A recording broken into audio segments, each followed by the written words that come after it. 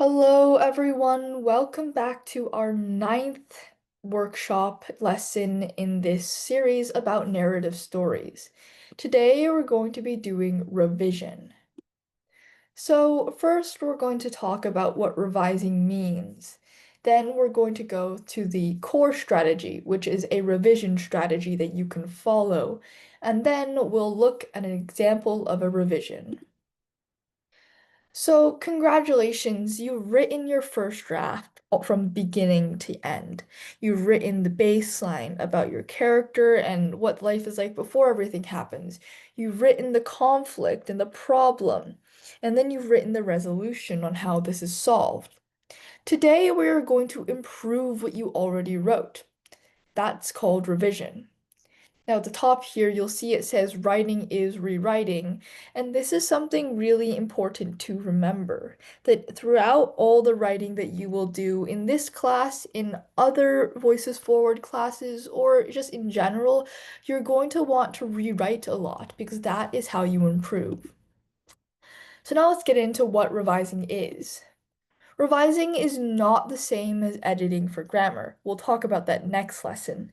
Instead, revising is changing things about your story that are bigger. For example, rephrasing something or restructuring something. Revising means number one, making your writing clearer and less confusing.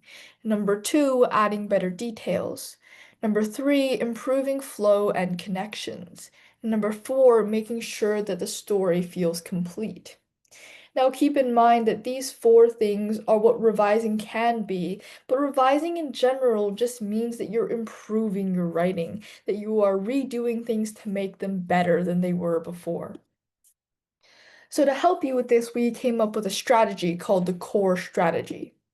So, C stands for clarity, and you want to ask yourself, can the reader understand each sentence? O stands for order, and you want to ask yourself, does the story follow a clear beginning, middle, and end? Can I tell where each part is? R stands for rich details, and that is all the sensory things that we were talking about.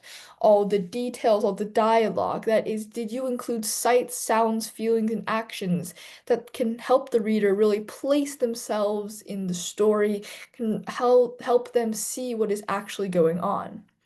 And then lastly, we have E, which stands for the emotion or the ending. So, does the character change? Is the ending satisfying? What is happening? Have you accomplished your purpose with the ending? So, now let's look at an example of revision. So, before, this is the sentence that we had. Leo was nervous. He didn't want to talk. He wanted to make a friend. He sat alone. It's understandable and we get the point, but it's pretty flat. It's pretty bland and boring because I'm just saying things, but it doesn't really matter to the reader. But here is what it looks like after we revise it. Leo sat alone at the edge of the lunchroom, his hands tight around his sandwich. He wanted to say hi to Amir, but his voice stayed stuck in his throat. What if Amir laughed at him? What if no one wanted to be his friend? So see how in this example it is a lot more detailed. We are describing, we are showing, not telling, and this makes it much more interesting for the reader. Now we see emotion, imagery, and internal thought. We are really getting to know Leo. We care about Leo. So thank you all for listening. Your homework assignment is to revise your story.